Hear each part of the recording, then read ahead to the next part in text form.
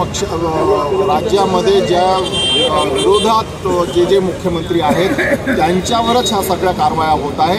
याच्यासाठी राष्ट्रवादी काँग्रेस पक्ष आज ह्या ज्या पद्धतीने ईडी सीबीआय इन्कम टॅक्सचा जो दुरुपयोग केला जात आहे, विरोधी पक्षाच्या नेत्यांना संपवलं जात आहे, याच्यासाठी आम्ही राष्ट्रवादी काँग्रेस पक्ष आंदोलन करत आहे। आणि पुढेही जोपर्यंत हे ईडी सीबीआयचा दुरुपयोग थांबवत नाही केंद्र सरकार, तोपर्यंत आम्ही सतत राष्ट्रवादी काँग्रेस पक्ष आंदोलन करत राहील। नक्कीच आहे की ह्या सगळ्या सूड भावनेने ह्या जो प्रयोग केला जात आहे, विरोधी पक्ष संपवण्याचा एकमेव राजकारण आहे। यांना देशामध्ये यांचे जास्तीत जास्त सांसद निवडून आणायचे, जास्तीत जास्त स्टेटमध्ये सत्ता आणायची आहे। याच्यासाठी लोकांचे पक्ष फोडणे, विरोधी पक्षातील नेत्यांना अरेस्ट करणे हाच एकमेव यांचा धर्म उरलेला आहे। म्हणजे या देशावर होत असलेल्या सर्वसामान्य लोकांवर अन्याय फार मोठ्या प्रमाणात, शेतकरी असो, कष्टकरी असो, शेतमजूर असो की युवक असो, बेरोजगारी असो, महागाई असो, या सगळ्या मुद्द्यावर घेऊन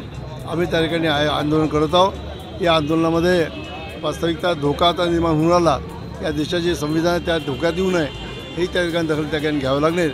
आणि त्या दृष्टिकोनातून हे आंदोलन करून या देशाला सरकारने दिलेलं आश्वासन पाळण्याकरता, आणि सरकारने म्हटलं होतं की सर्व संघर्ष सगळ्यांचा समान विकास करणार आहोत, इथं विशिष्ट लोकांचा विकास होऊन राहिला हे सुद्धा आपल्याला त्या ठिकाणी पाहावं लागणार आहे। आणि त्याकरता आंदोलन आहे। आंदोलनाची पुढची इच्छा सरकार रस्त्यावर नाही तर तालुका स्तरावर आंदोलनं, आणि त्या दृष्टिकोनातून इतर मोठ्या स्तरात महानगरपालिका नागपूरमध्ये मोठ्या प्रमाणात आंदोलन भविष्यात केलं जाईल। तोपर्यंत आंदोलन थांबणार नाही, जोपर्यंत सरकारची कारवाई थांबणार नाही, याकरता हे आंदोलन आहे।